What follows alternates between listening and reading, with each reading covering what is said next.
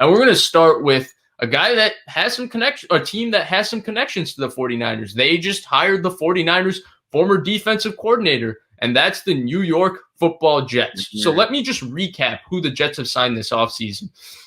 The New York Jets were able to get Carl Lawson, I thought was a really good player, and for 3 years, $45 million, $30 million guaranteed. They were able to get LaMarcus Joyner for 1 year, $4.5 million. Tyler Kroft, Dan Freeney, Keelan Cole, which I thought was pretty damn underrated because I think he's a good slot receiver. Corey Davis, which was my favorite signing of the entire free agency, and Jared Davis. I thought they were a massive winner in this free agency. Jason, talk to me. New Jersey guy. How do you feel about what the Jets are doing? I love Corey Davis, man. And I think that there's going to be more to come. That's the thing about it, because they still haven't tapped any of that cap space that they have. And, we just talked about guys, who are still out there. K'Wan Williams is still out there. Richard Sherman is still out there. There's plenty of other ways to fill holes. So I think the Jets are doing a great job right now. They didn't really make any move that screamed desperation or foolish deal or anything like that. Again, you have to always wait for the restructures and you always have to wait for the actual contract details. But I think the Jets have played this really smart. They're going to reload in the draft as well. We have clubhouses where, Sam is a Jets writer. He jumps in and he's telling us, well, I don't know what we're going to do. Well, here's what you're going to do at number 2. You're going to get a stud quarterback one way or another, whoever you pick, unfortunately. Like it's a great position for them to be in. And I think that they're making solid additions all around. There's a lot of buzz around here about them. And every Jets fan walks up to me and they ask me, there's no contact because of, whatever. But calls me or hits me and they're like, hey, what do you think about Saleh? Said, listen, you're probably going to win 6-7 games next year, but you're going to win them in ways that is going to make you feel better about progress. And right now they're doing all the right things. The team seems to be bought into him.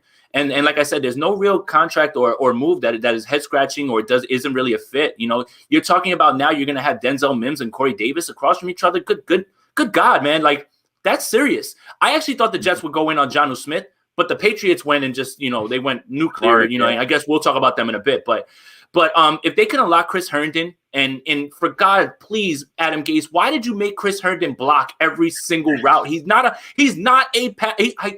Baffling. But now if you can get him out there and you can get him down the field, this might be Chris Herndon's breakout. So I think they're in a good spot, man. The Jets fans should be excited and they're making a lot of the right moves, in my opinion. No, I definitely agree with that. So I know we talked about this a little earlier, Vish, but with their receiving core coming into this offseason, they kind of had a couple of holes, not really some uncertainties. Jamison Crowder's really good slot when he's healthy.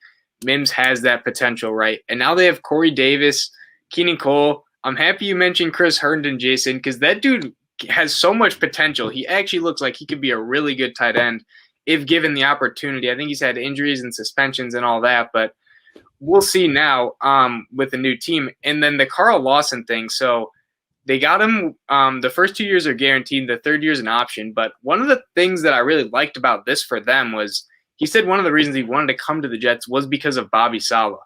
You don't really hear that often about a defensive guy coming in and saying, hey, I really wanted to go to this team for the Jets. For the head coach. You don't get that a lot. But we know Saleh's – you guys know particularly how, Saleh's just a great leader of men, personality. He's a player's coach, all of that. So I think that was good for them. And it's just a lot different from what kind of the circus show they've had the last few years with not really many people liking Gase and their front office. So, I loved what the Jets. Oh, Blake just went out. I think his connection's out. So I'll just come in and then he can jump back in when his connection is back. So, Blake, you back? Yeah. You cut out for a few minutes there. You were talking about Gase and the excitement of the I coach. was just saying that it's nice for the Jets to have a coach that people actually like, that players and the media seem to like.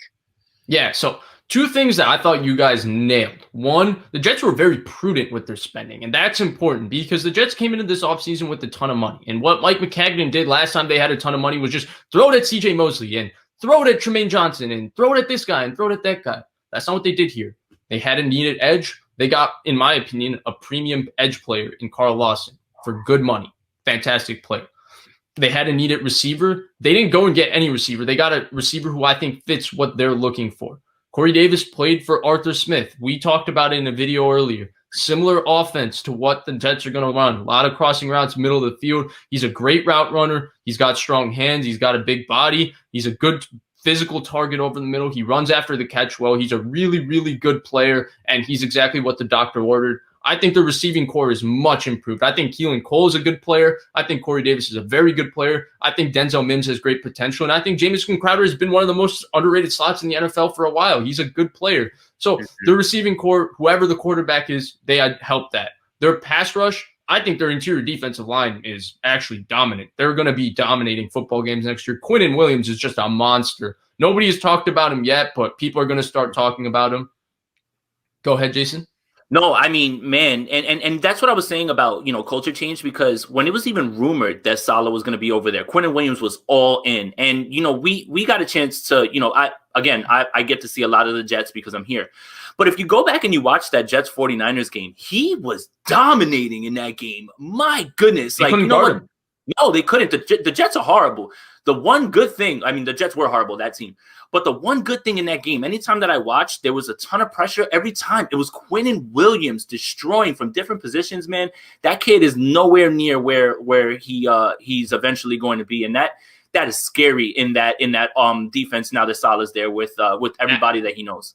He is an absolute beast. He is a beast. And now you add that with Carl Lawson, a little bit of edge pressure. They're going to be one-gapping with Quinnen Williams. You're going to see a DeForest Buckner type role for Quinnen Williams. He is going to dominate. And so I'm super excited about that. And then I actually think an underrated signing of their free agency was Jared Davis. Let's not mince words. Jared Davis was a bust for the Detroit Lions. But what was Jared Davis coming out of Florida? A fast, physical linebacker. What happened in Detroit? In Detroit. Well, if you can have the opportunity to study what the New England Patriots or Nick Saban or those kinds of teams do with their defense, they put a lot on their linebackers in terms of thought. They make them think a lot. They have to make a lot of reads, a lot of reactions based on what's going on. Well, that's not what Robert Saleh is going to do for him. Robert Saleh is going to simplify the game. And a lot of reasons, a lot of linebackers have had success with the 49ers. Reuben Foster did his rookie year. Fred Warner is obviously a top 3 linebacker in the NFL. Dre Greenlaw, I know a ton of people love and think he's just the next superstar in the waiting, though I have my reservations about him. He simplifies the game for them, and all they really have to do is react to one thing, run, and hit. And I think Jared Davis at $7.5 million, he's going to be a guy that everybody's going to say, oh, Robert Saleh resurrected his career. No, he just fits what the New York Jets are looking for. He's physical. He's fast. As long as he has his confidence, they're not going to put a lot on him mentally. It's just going to be go play fast, and he's going to do a hell of a job for them. I thought the Jets, in terms of finding bargains, finding value, knowing what they're doing, just absolutely killed this free agency. Real quick, breaking news. Kyle Fuller, Denver Broncos. Done deal. As expected. Wow. Awesome signing for them too. Awesome signing. Yep. Interesting. And one more thing too, Vish, is if we remember last year, LaMarcus Joyner got paid a lot to go to the Raiders. He didn't pan out. Maybe there was some misuse on that, but only $4.5 million for a guy who looked to be a borderline Pro Bowler a couple years ago.